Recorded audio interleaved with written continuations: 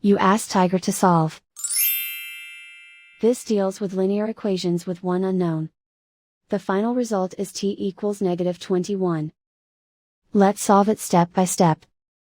Isolate the t. Divide both sides by -21. Cancel out the negatives.